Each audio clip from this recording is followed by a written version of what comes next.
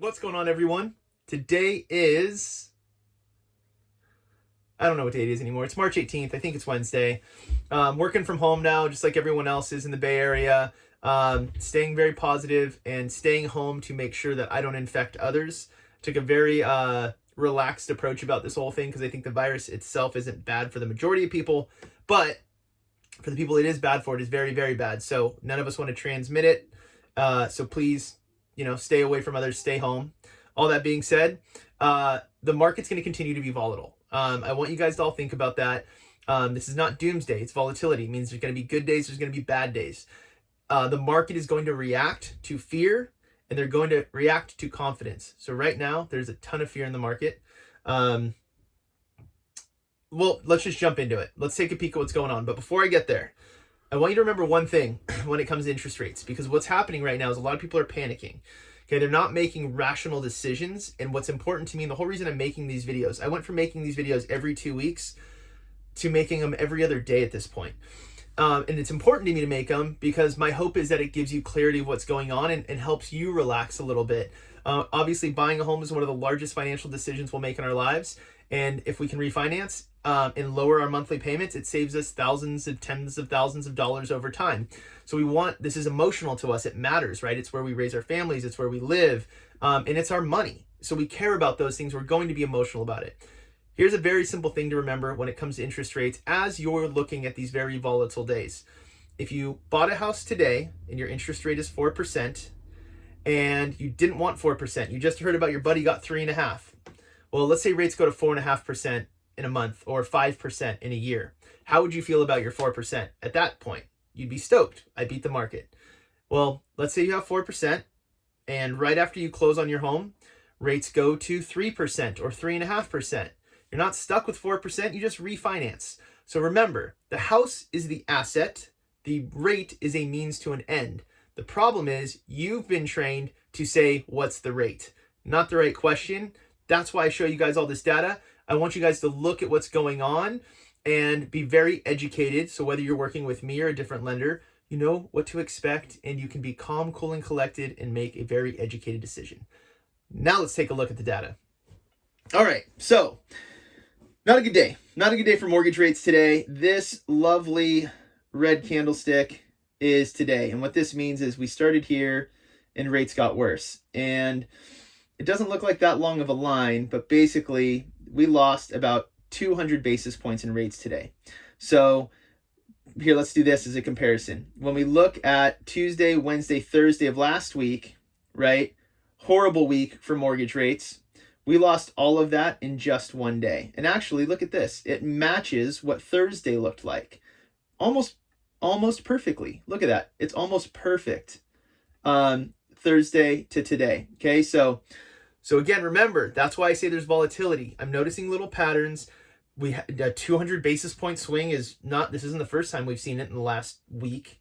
So remember that. There's going to be a lot of this, and you have to be ready to get through it working with your mortgage advisor to pick the right day to make things happen. Let's go back to it. Okay, so remember, I don't know which video it was, but there's been a couple videos where I said how important where we close is. And I was saying we had a line right here. So I'm going to use 100. I'm just going to draw across from here. I feel like Bob Ross with my pretty little lines. Okay, so look where we ended today, right? We dropped below this and then we bounced off. We touched it on Friday of last week, touched it Thursday, and then this was kind of our range before. So it's good that we stopped here today, and my hope is that tomorrow we climb off of this and rates get better. If we go below this, I don't know, this is basically our next little window. And I'm not even going to go back further to see where to go from there because again, we don't need to go back further and further and further because this isn't a history repeats itself position. This is a totally new situation that we have to take day by day. So 3 months is good enough for now. We can find enough patterns here to go from there. So remember this green candlestick here that we saw on Monday. The Fed on Sunday announced that they were going to buy mortgage-backed securities and treasuries, $500 billion in treasuries and $200 billion in mortgage bonds. They made a little investment into mortgage bonds on Monday, and that's why we saw rates improve. Remember, up here is good. That means improving. Okay. Yesterday, kind of stale, right? Had some volatility, still had about 70 basis points of volatility, which is a lot in one day. And then today it just sold off.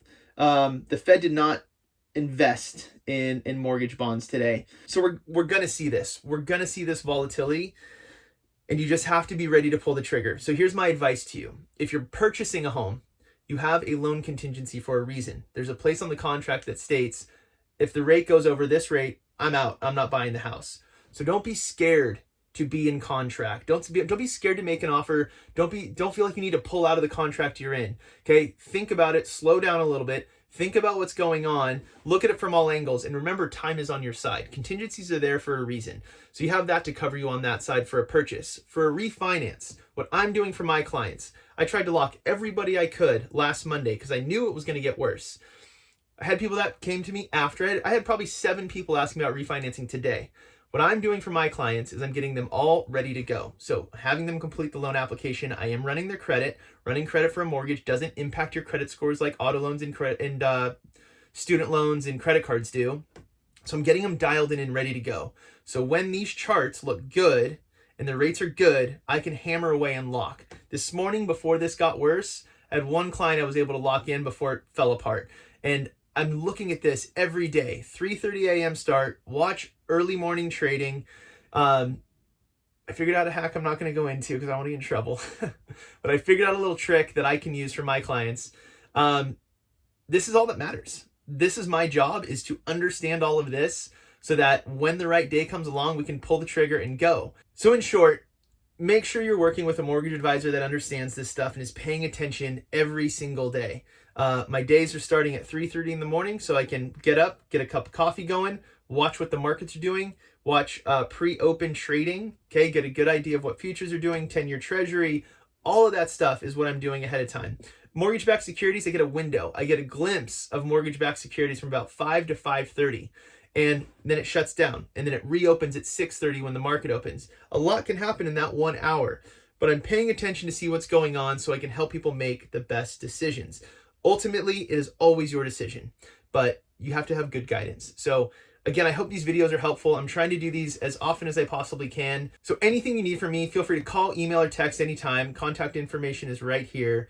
If you're looking to look for past videos of what the market's been doing, those updates I've been doing, those will be right up here. And that's it. I'll talk to you guys possibly tomorrow, depending on what the market does. Otherwise, Friday. We'll wrap it up on Friday. Thanks again, you guys. Let me know how I can help. Stay calm, stay safe, and we'll all get through this together. It's all going to work out just fine. Talk to you soon. Cheers.